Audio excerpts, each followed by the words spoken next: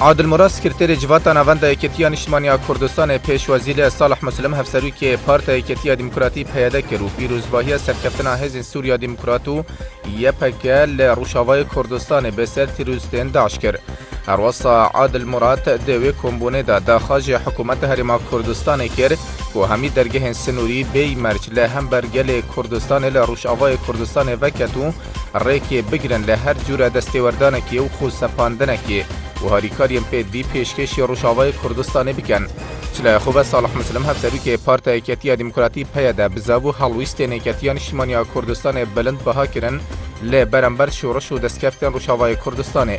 صالح مسلم تاکیدی کرد که حزب سوریا دموکرات ریکینا داعش لنزیک پاجر کن کردستان ببیدو به تندی ریف ریوان دبین.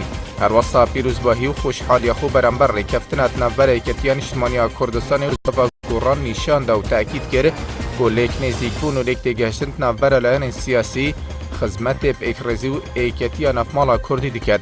ریکفتن ایکتی و گوران جی خدمت به همی پارتیان کردستان دکت